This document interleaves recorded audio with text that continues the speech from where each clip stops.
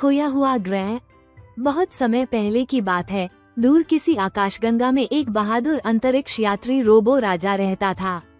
वो आधा इंसान और आधा रोबोट था। उसकी लाल आंखों में चमक थी और उसके सुनहरे कवच की चकाचौंध दूर दूर तक दिखती थी। वो ब्रह्मांड के रहस्यों को सुलझाने और नई दुनिया की खोज करने के मिशन पर था। एक अनोखा संकेत। एक दिन रोबो राजा को अपने यान में बैठे बैठे एक रहस्यमयी संकेत मिला।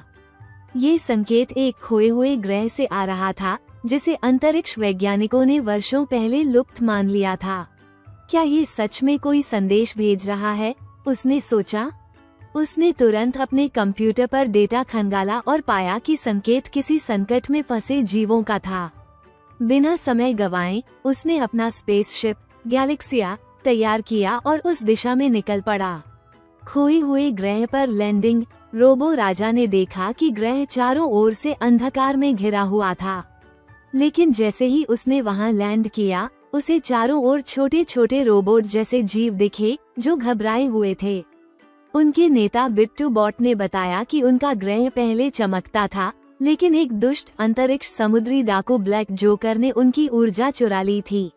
हमारे पास अब रोशनी नहीं है और हम धीरे धीरे ठंड में जम रहे हैं, बिट्टू बॉट ने कहा। रोबो राजा की योजना। रोबो राजा को समझ में आ गया कि उसे ब्लैक जोकर से मुकाबला करना होगा। उसने अपनी सुपर पावर बैटरी को चार्ज किया और अपने स्पेस गन को तैयार किया।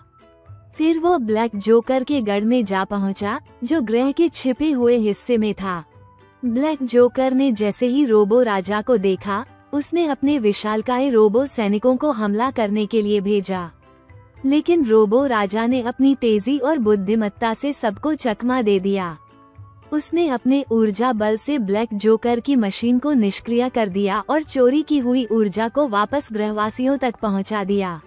ग्रह में फिर से उजाला। जैसे ही ऊर्जा लौटकर आई, पूरा ग्रह फिर से चमकने लगा।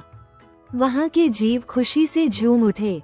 बिट्टू बॉट और उसके साथियों ने रोबो राजा को धन्यवाद दिया और उसे गैलेक्सिया योद्धा की उपाधि दी। अब ये ग्रह फिर से जीवंत हो गया है, रोबो राजा ने मुस्कुराते हुए कहा।